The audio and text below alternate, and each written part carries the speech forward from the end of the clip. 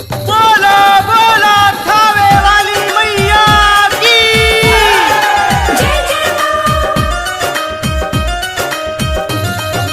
जय जय मां।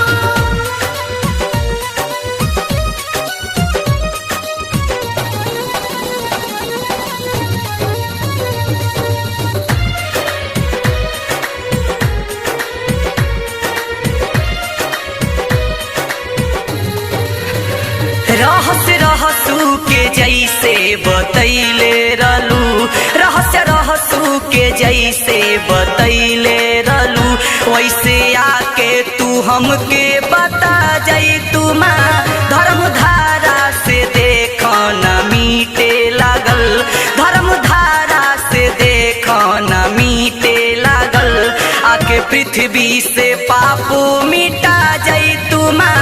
रहस्य रहसू के जैसे बतैले रहलू, रहस्य रहसू के जैसे बतैले रहलू।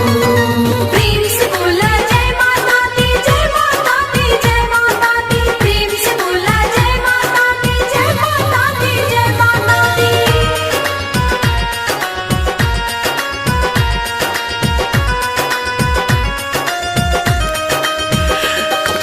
कलयुग में माँ देख बढ़े लागल, लोग ईर्ष्या से आपस में लड़े लागल। जय जय मां।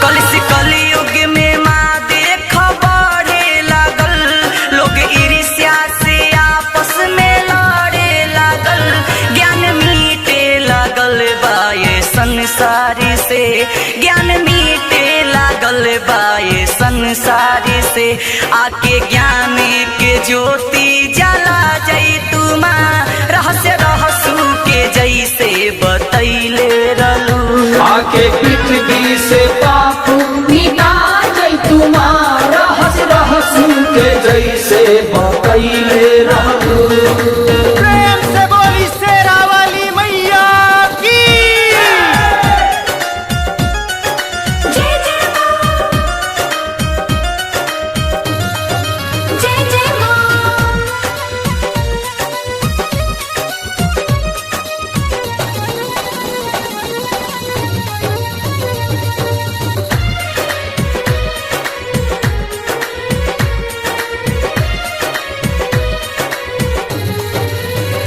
सृष्टि संकट में बा अर्जी स्वीकार ला, अइलू प्रेता में जैसे कल में अवतार ला।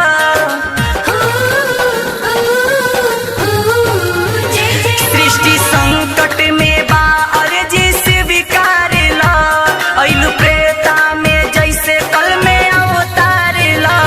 आइल बिकट बला बा देखा द करम, आइल बिकट बला बा देखा द करम, पाप के पर्दा नयन से हटा जाई तू माँ। रहस्य रहसू के जैसे बतैले रहलू, आके पृथ्वी से पाप मिटा जाई तू माँ। रहस्य रहसू के जैसे बतैले रहलू। प्रेम से बोला जय माता दी, जय माता दी, जय माता दी। प्रेम से बोला जय माता दी, जय माता दी, जय माता दी।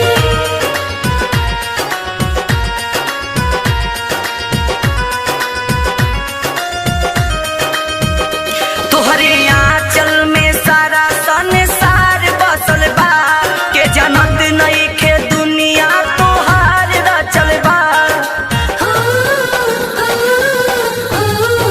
जय जय तोहरे आंचल में सारा संसार बसल बा, के जनत नइखे दुनिया तोहार रचल बा।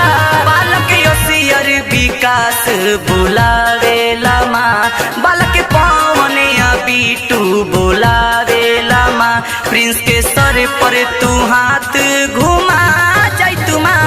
रहस्य रहसू के जैसे बतैले रहलू, आके पृथ्वी से पाप मिटा जाई तू माँ। रहस्य रहसू के जैसे बतैले रहलू। मैया रहस्य रहसू के जैसे बतैले